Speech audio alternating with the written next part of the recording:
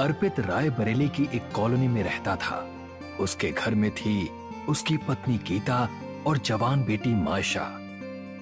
अर्पित car के parts बनाने वाली एक कंपनी में काम करता था।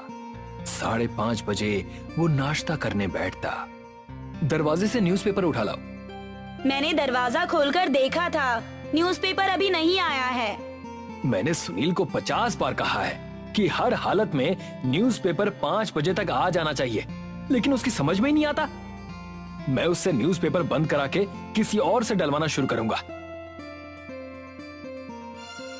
अर्पित शाम 4 बजे तक घर वापस लौट आता था। आज भी वो फ्रेश होने के बाद हमेशा की तरह न्यूज़पेपर में डूब गया। अचानक पीछे से किसी ने उसकी आंखें बंद कर दी। ज्यादा न्यूज़पेपर पढ़ना अच्छा नहीं होता। बोलो, मैं कौन हूँ? मायशा, क्यों पापा को परेशान कर रही हो? ओफो, आपने तो सारा मजा ही खराब कर दिया। मैं तो डर ही गया था। इतनी भयानक आवाज तुमने कैसे निकाली? मुझे कॉलेज में हॉरर स्टोरी टेलिंग में फर्स्ट प्राइज मिला है। ये तो बहुत अच्छी बात है। क्या अच्छी बात है इसमें? ये फालतू के काम करके क्या तुझे कोई नौकरी मिलने वाली है? और क्या, इससे नौकरी भी मिल सकती है और अच्छे वॉइस ओवर आर्टिस्ट की बहुत डिमांड है आजकल। तभी किसी ने दरवाजा खटखटाया। दरवाजा खोलो अर्पित गुप्ता, वरना मैं छत से अंदर आ जाऊंगा। अब क्या कोई असलियत में भूत आ गया? गीता ने दरवाजा खोला। पड़ोसी नारायण जी थे। नारायण भाई साहब, आप कब से भूतों की आवाज निकालने लगे? मैं तो बचपन से ऐसी आवाजें निकाल रहा हूँ। रोहन ने मुझे बताया कि मायशा बिटिया को हॉरर स्टोरी कंपटीशन में प्राइज मिला है, तो मैं बधाई देने चला आया। Thank you uncle. अर्पित, तुमने आज के न्यूज़पेपर में पढ़ा या नहीं? कोटा में अभी 25वें छात्र ने आत्महत्या की है। अच्छा हुआ मैंने अपने छोटे बेटे को कोटा नहीं भेजा। अब वो अपनी मनपसंद फिल्म मेकिंग का कोर्स कर रहा है। मैं तो अभी न्यूज़पेपर लेकर बैठा हूँ। मेरा न्यूज़पेपर वाला बहुत लेट आता है। उस नालायक को मैंने बहुत बार समझाया, पर उसकी समझ में नहीं आता। शाम को न्यूज़पेपर पढ़ने में मजा ही नहीं आता। तो भी घुसे तो उसी में रहते हैं आप। तुम मेरे न्यूज़पेपर वाले से बात करो। वो लड़का सुबह 3:30 बजे ही न्यूज़पेपर डालकर चला जाता है। क्या? सुबह 3:30 बजे? हाँ, और पैसे लेने के मामले में भी बहुत विनम्र है। उसे तुम जितना चाहो उतना पेमेंट दे दो, कोई बहस नहीं करता। कोई नया लड़का है, गांव से आया हुआ लगता है।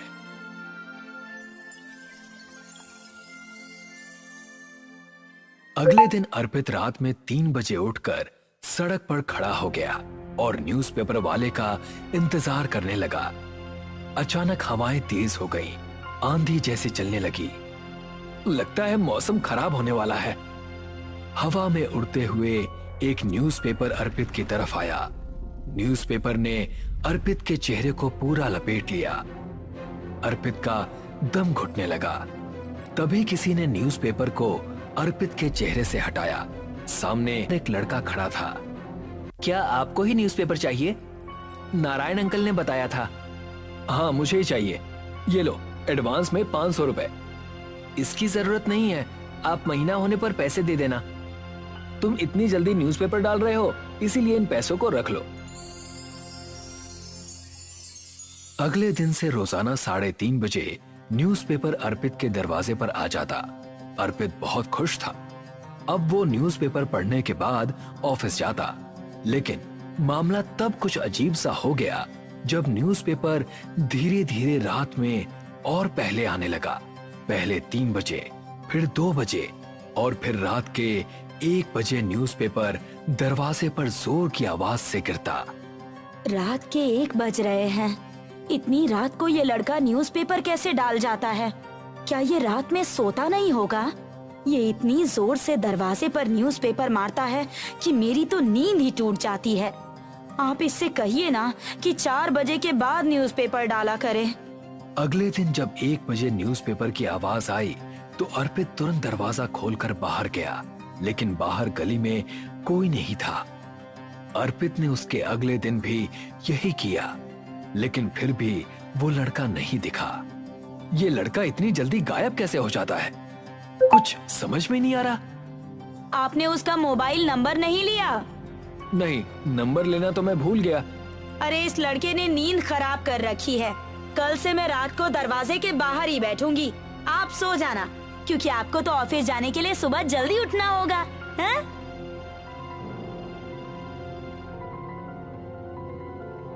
अगले दिन गीता दरवाजे के बाहर बैठ गई। 1 बजते बजते उसकी आंख लग गई।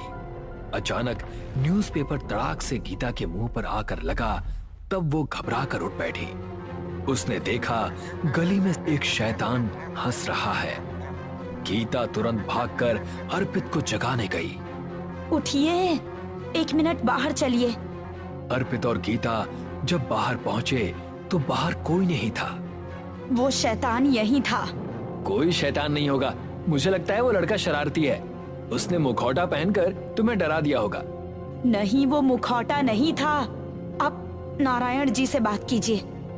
अर्पित ने नारायण को फोन किया, लेकिन नारायण उस समय शहर से बाहर था। नारायण जी तो बाहर है, 15 दिन बाद घर लौटेंगे। रविवार को मेरी छुट्टी है, शनिवार की रात मैं घर के बाहर बैठूंगा। देखता हूँ वो लड़का कैसे नहीं मिलता है। 2 बज गए हैं, अब तो सोने का भी मन नहीं हो रहा। गीता बेड पर लेट गई और अर्पित उसके सामने चेयर पर बैठकर अखबार पढ़ने लगा। गीता को अखबार में शैतान का चेहरा दिखाई दिया।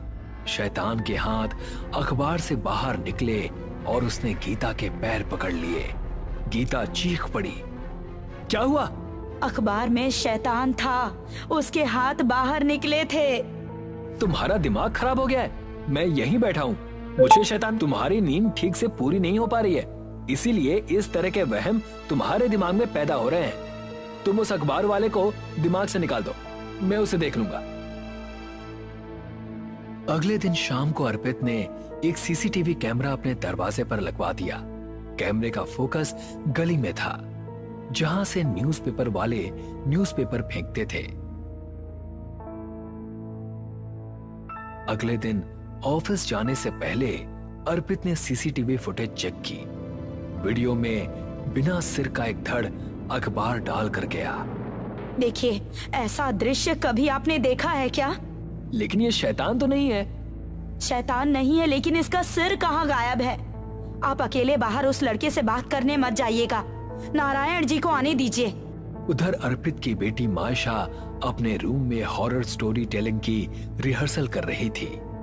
पीटर और गरिमा अपने बेसमेंट में गए। वहाँ एक बक्सा रखा हुआ था। बक्से का ढक्कन ऊपर नीचे हो रहा था। पीटर और गरिमा डरते डरते बक्से के पास पहुँचे और उन्होंने ढक्कन उठाया। वहाँ पर एक भयानक चुड़ैल खड़ी हुई थी और वो चुड़ैल बोली, मुझे तुम दोनों का सिर खाना है। मायशा के कमरे में एक बक्सा रखा हुआ था। उस बक्से का ढक्कन ऊपर नीचे होने लगा। मुझे बाहर निकालो, मुझे भी कहानी सुननी है। लगता है पापा इस बक्से के अंदर छुप कर बैठे हैं। और मुझे डरा रहे हैं। मायशा ने बक्सा खोला तो शैतान खड़ा था।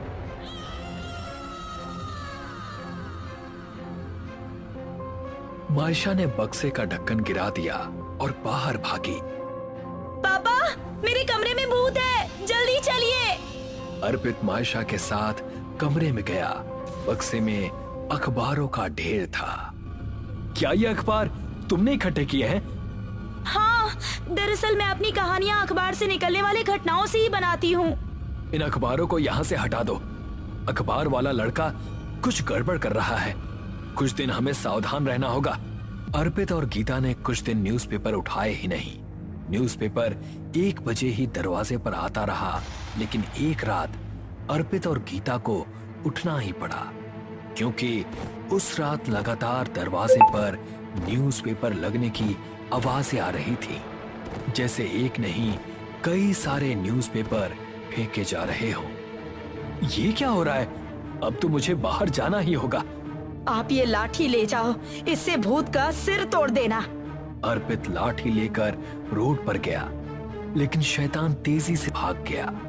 इस न्यूज़पेपर वाले ने तो नाक में दम कर दिया है, चैन से सो भी नहीं पा रहे हैं। काश मैं जल्दी न्यूज़पेपर पाने के चक्कर में पड़ा ही ना होता। घर में जाकर अर्पित ने गीता से कहा, कुछ दिनों के लिए हम लोग भी किसी होटल वगैरह में चलते हैं। जब ना